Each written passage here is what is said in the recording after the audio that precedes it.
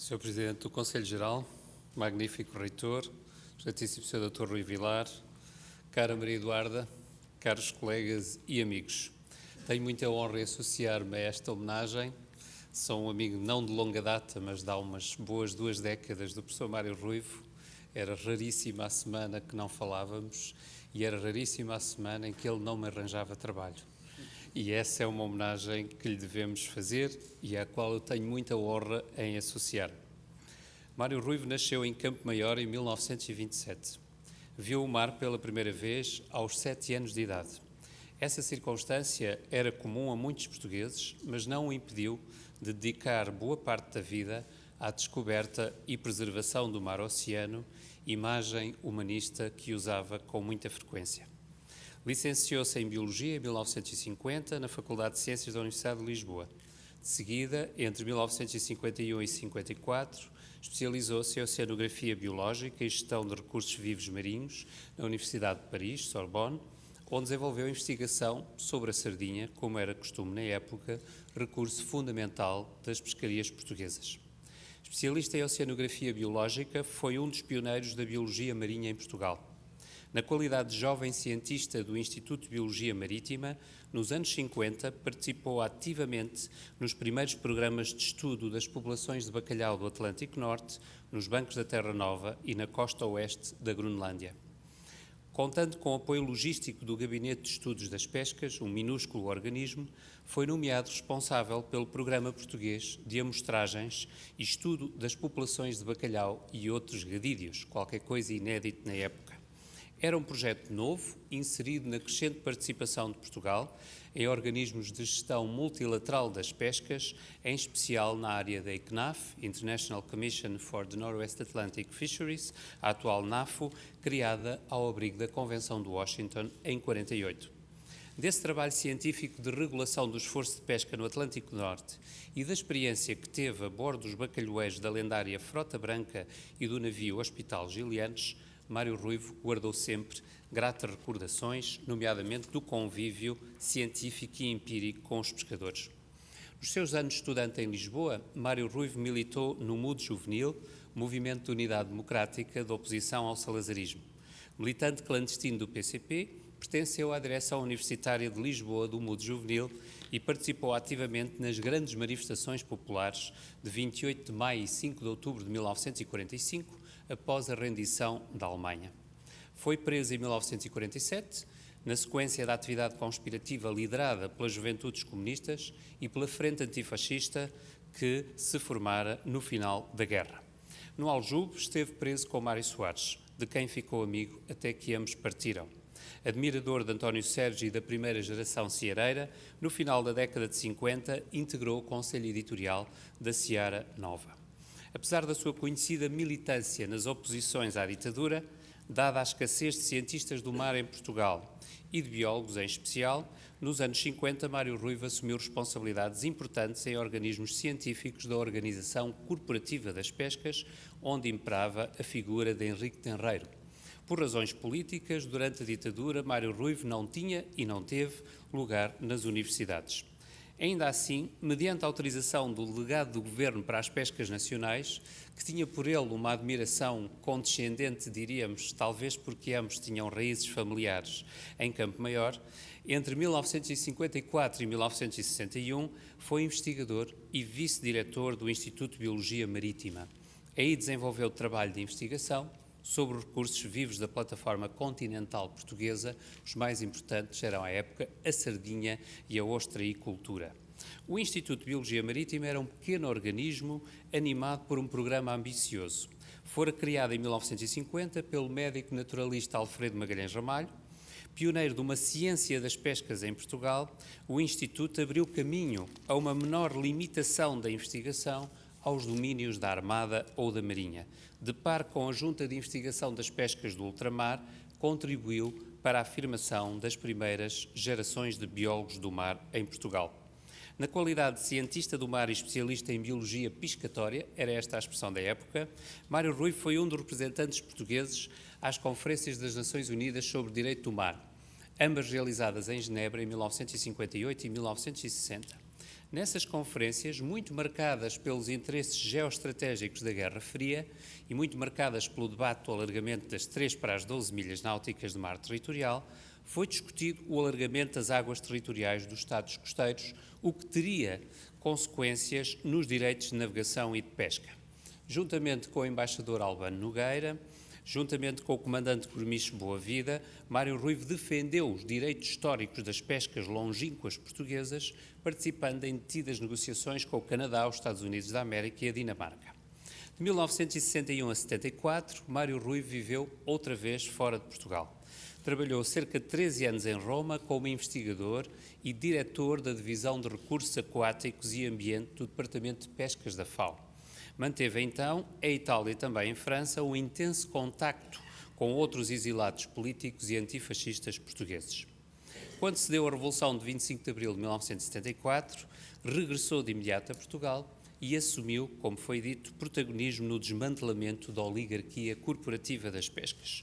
Ocuparam-no muito as questões laborais, a reconversão das frotas e a extinção do célebre Fundo de Renovação e Apetrechamento da Indústria da Pesca, o FRAIP, principal instrumento de poder das pescas corporativas e de controle dos grêmios das mútuas, cooperativas e empresas políticas, embora de direito privado. Mário Ruivo foi secretário de Estado das Pescas do 2º, 3º e 4º governos provisórios e ministro dos Negócios Estrangeiros do 5º governo provisório, todos de Vasconcelos.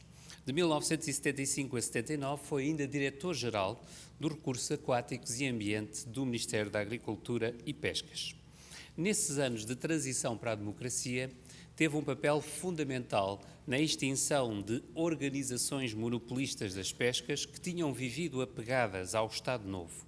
Promoveu com êxito, isso já foi sublinhado pelo Dr. Rui Vilar, o retorno das pescas a uma tutela eminentemente civil. Ainda em 74, chefiou a delegação portuguesa à 3ª Conferência das Nações Unidas de Direito do Mar, que se prolongou até 78. Em pleno turbilhão revolucionário, o ordenamento jurídico dos oceanos conhecia mudanças inéditas e profundamente ligadas à mudança histórica do conceito estratégico nacional. O Estado português saído da Revolução foi dos primeiros a aderir ao conceito de zona económica exclusiva, alinhando com diversos países afro-asiáticos e outros Estados litorâneos, a exemplo do Canadá. Essa opção de política externa correspondia a uma imensa vaga transformadora do direito do mar, colocando fim a séculos de liberdade dos mares e alterando o regime de acesso a pesqueiros internacionais. Mário Ruivo foi um decisor de primeiro plano nessa transição histórica da velha nação marítima ultramarina para um Estado costeiro e arquipelágico, como ele gostava de dizer. De certa forma, promoveu o reencontro estratégico de Portugal consigo próprio. A dimensão humanista de Mário Ruivo e o seu excepcional contributo para as causas do mar e para uma visão integrada do oceano marcaram profundamente as políticas públicas do mar da democracia portuguesa. Mário Ruivo era um homem generoso, criativo e profundamente inquieto, que irradiava calor humano. Devemos salientar o seu grande contributo para a atual Convenção das Nações Unidas sobre o Direito do Mar, que constitui, na verdade, o principal instrumento de governação dos oceanos, e importa lembrar o seu imenso papel no projeto da Expo 98, de que foi conselheiro científico e, de alguma forma, mentor. Foi ele também o principal promotor do Ano Internacional dos Oceanos, celebrado em 98, e da Comissão Mundial Independente das Nações Unidas para os Oceanos, presidida por Mário Soares, de cuja atividade ficou um admirável relatório. Paladino de políticas ambientais integradas e de uma ideia também integrada ou holística do oceano, que cedo contrapôs à velha noção de mares territoriais soberanos, conquistou um enorme prestígio internacional. Foi presidente do Comitê para a Comissão Oceanográfica Intergovernamental da Unesco entre 80 e 88, membro do Conselho Consultivo da GNICT entre 1986 e 95, e é de salientar o notável trabalho que teve como presidente do CNATES, Conselho Nacional do Ambiente e do Desenvolvimento Sustentável, a que se dedicou de forma inquieta e feliz de 97 a 2017 até ao último ano da sua vida. Tive o privilégio humano de merecer a amizade do professor Mário Ruivo. Sendo ele um cientista público, tinha um apurado sentido político e cultivava uma aliança virtuosa entre a ciência e a cultura, divórcio que é hoje evidente na própria universidade. Mário Ruivo era um homem culto que amava a vida e o mundo. A paroquialidade dos saberes não lhe interessava e sempre a contrariou. As ciências humanas e sociais eram-lhe muito familiares. Apaixonavam nas fronteiras da ciência, daí a metáfora do desencapsular, que ele exporta de um registro para o outro. E aqueles que individual ou coletivamente as tinham conseguido vencer. De acordo com a tradição fundadora do Centro Nacional de Cultura, no qual desempenhou um papel ativo, Mário Ruivo tinha uma visão integrada e federativa das ciências. Compreendia, como poucos, a importância das humanidades e das artes para uma cidadania plena e para a socialização educativa de uma visão integrada do oceano. Hoje fala-se muito de literacia azul e de apelos afins. Nada disso é novo, embora seja importante para aprofundar uma cidadania do mar, assente em informação científica e numa ética dos commons, expressão que ele usava muito. Creio que a literacia do oceano será tanto mais importante quando seguir o exemplo reformista e construtivista de Mário Ruivo, sempre por dentro das instituições e do direito público, navegando no sistema internacional e numa negociação política permanente. Desse modo de ver e de fazer, desse modo único de ser cientista e diplomata do mar-oceano, constitui testemunho eloquente o livro que Mário Ruivo imaginou e coordenou em 2015, Do Mar-Oceano ao Mar Português, edições CTT, na qual tive a honra de colaborar.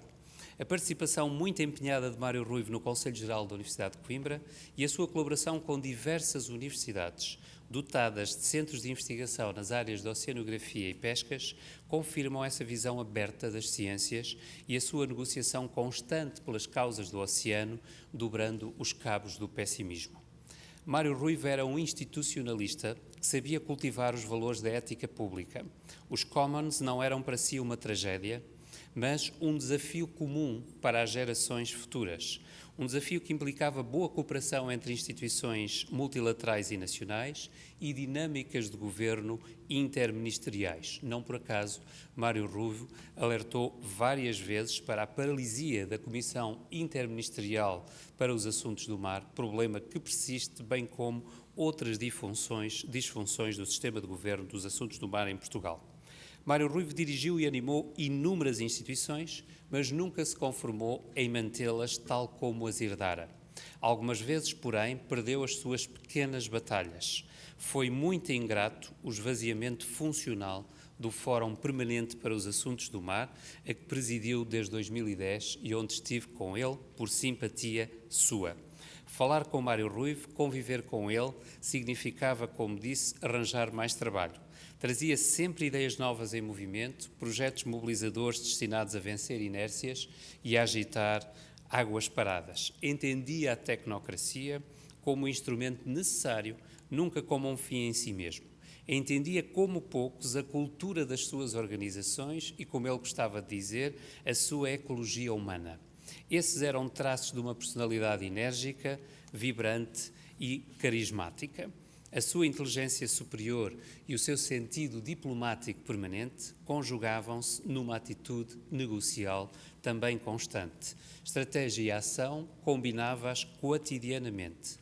Sabia como poucos que todas as utopias são construtivas. Uma das suas metáforas favoritas, porque ele tinha um cardápio de metáforas realmente notável, que a miúdo usava para persuadir os colegas e amigos a não desistirem e a embarcarem com ele em projetos, era uma metáfora de natureza semipessoana. Navegar é preciso, sim, mas o que importa é flutuar. Fica o apelo e a minha profunda homenagem. Obrigado.